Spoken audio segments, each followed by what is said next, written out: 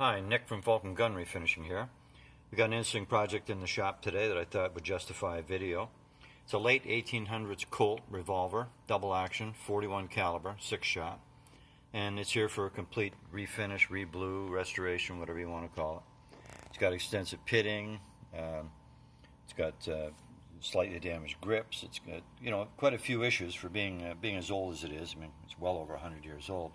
So there's lots of things that need to be corrected. Let's have a bit of a look at it.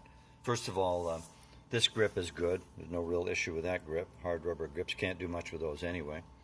As far as the frame, you can see where it's kind of pitted, it's scattered, there's pitting just about everywhere. And when I bead blast that, that's going to be even worse. We got a buggered up screw head there. That's not a big deal. Overall, the screws are in pretty good shape. We've got some really bad pitting right there on that cylinder. Let me turn that a little bit so the light hits it a little bit better. You can see just how eaten away that is, and that'll just only be worse once I bead blast it. And even in here, we've got more pitting inside there that is going to require some attention. The frame itself, we've got bad spot. This is going to really be bad once I bead blast it. After that gets opened up, it's going to be quite bad. Same with on the barrel. All these dark spots on the barrel. By the time I bead blast that, that's all going to open right up.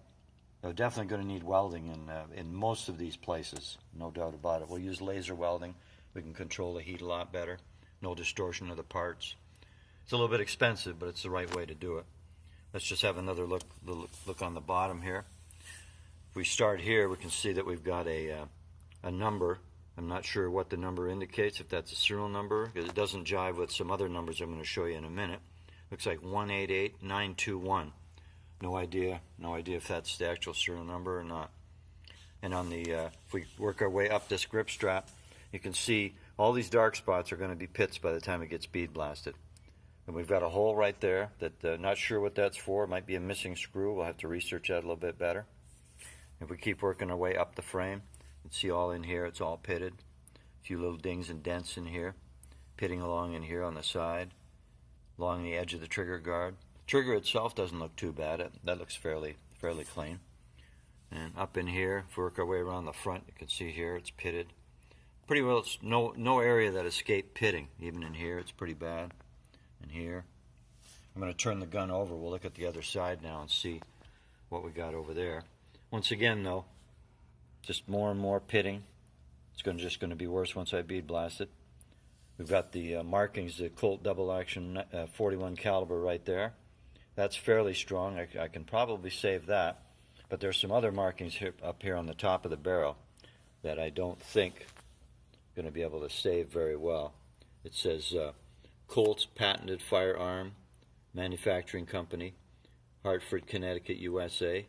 And then there's some patent numbers, but they're just basically impossible to read at this point. We'll have to get a better example or get some pictures on the internet to reference so we know what to give the laser engravers. Got a little bit more pitting up on the top here. Not too bad. We should be able to file that out of there. Checkering on the hammer looks pretty good. If we get over to the side here, this piece here, if we can have a good shot of that, you can see how the checkering is damaged. There's dents in here, pitting, and the checkering is pretty buggered up. So going to require a bit of work on that piece. We see a number 266 on that piece. We find that number again. If we open the cylinder up, we can see that number again right there, 266. I think you can see that now. And also on the crane, on the cylinder crane, it also says 266. So I don't know if you can see that. So that's about it for this initial evaluation. We're going to tear it down, disassemble it, degrease it. Oh, we've got our rampant Colt up in here too that we're going to have to get re-engraved. And of course you can see all the pitting on this side of the frame too. Once again, nothing escaped it. This grip's a little bit damaged, but we'll either replace it or whatever.